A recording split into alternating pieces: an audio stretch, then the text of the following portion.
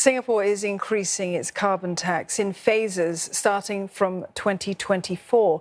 Now, the current rate of $5 per tonne of greenhouse gas emissions will be first raised to $25, and it will then go up to $45 from 2026. Authorities say the progressive increases will place the country on track to achieve between $50 and $80 per tonne by 2030.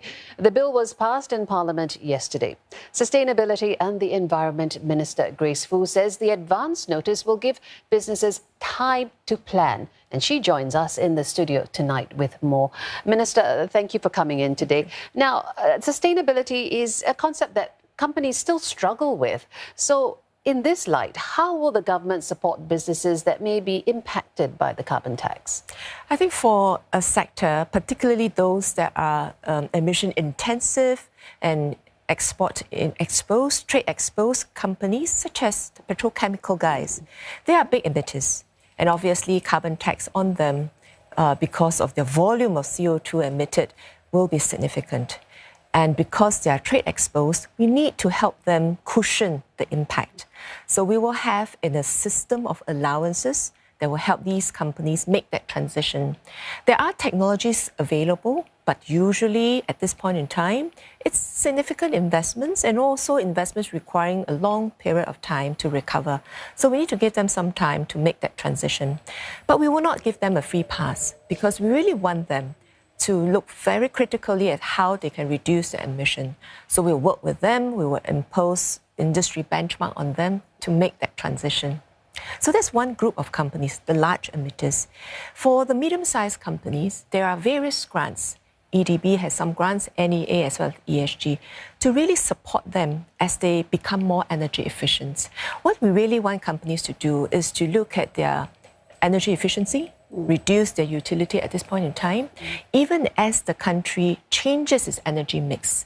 Ultimately, because we rely almost 100% on gas, we need to find alternative fuel, whether it's renewable, whether it's importation from companies or green hydrogen. So we will have to do that. But first, every one of us, including the society, including companies, must reduce our electricity requirements.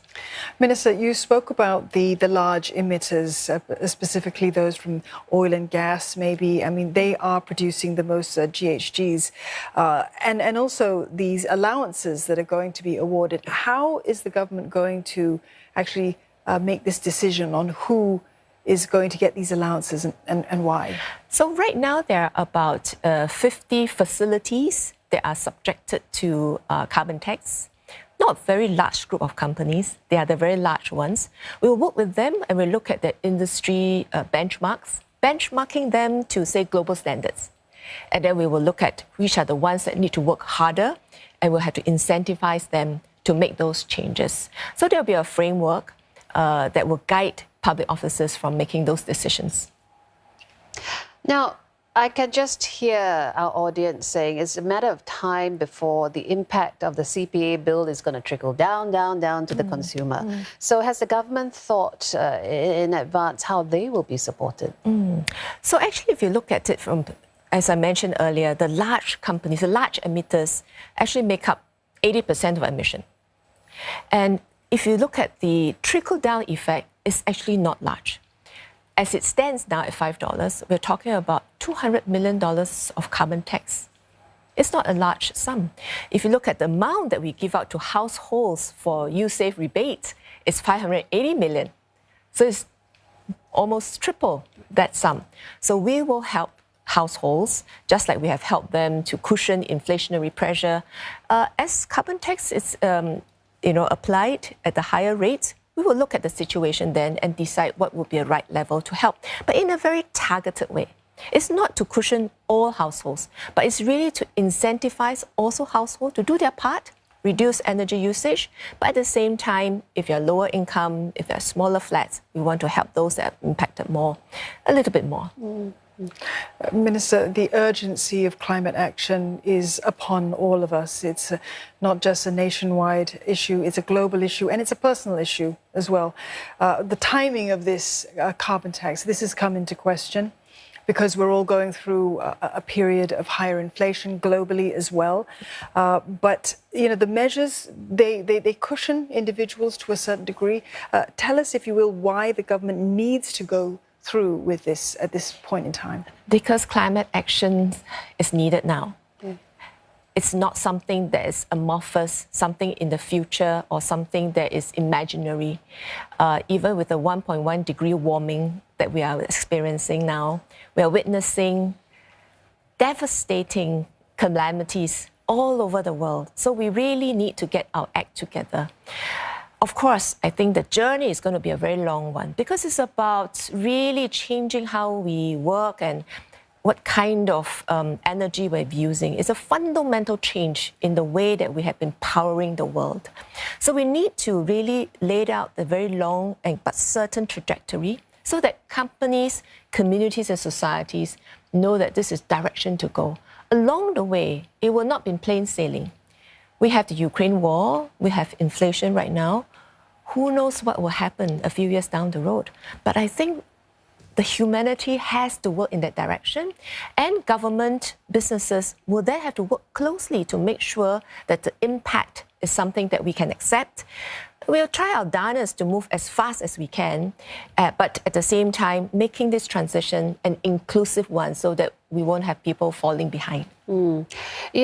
Singapore has pledged to achieve net zero by 2050. So Yes, that's a 30... It's not a long way to go. 30-year runway. Yes, yeah. So I wonder whether you can take us through what the next 3 decades mean for us here in Singapore and some of the challenges that you foresee along that way, that journey. It's actually going to be a very arduous journey because many of the solutions that would take us to net zero are not quite ready and they're not commercially available. Some of the technologies are still maturing.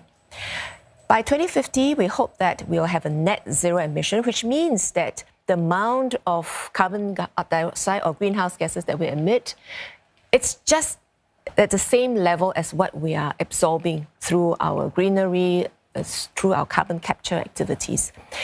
For that to happen, I think we need to, first of all, really reduce our energy consumption.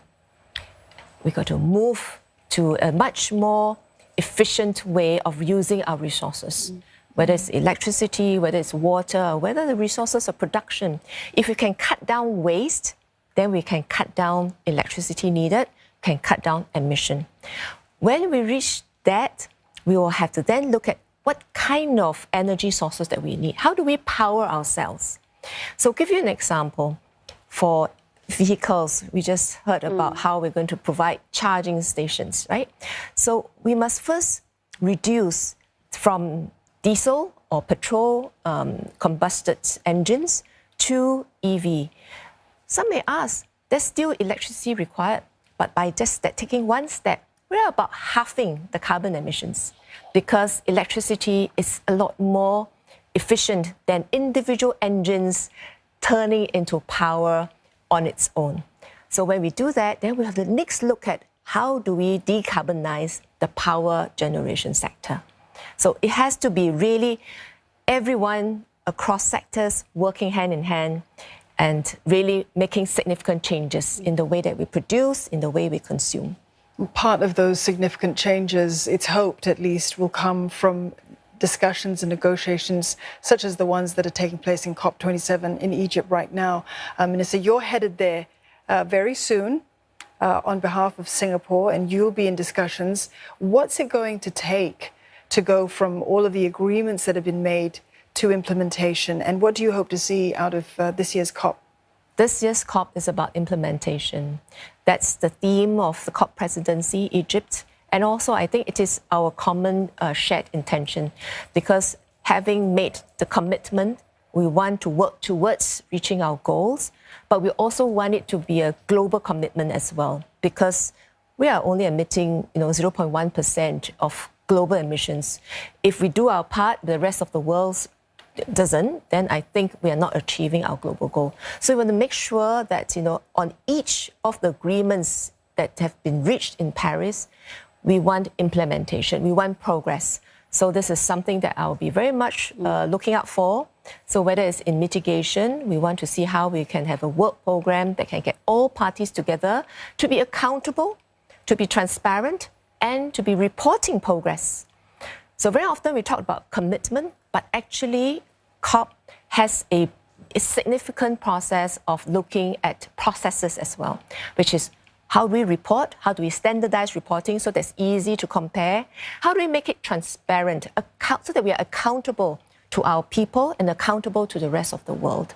And that's going to cut across in mitigation, in adaptation, in finance as well. So it will be multiple tracks, and each of us focusing in the area that means the most to us.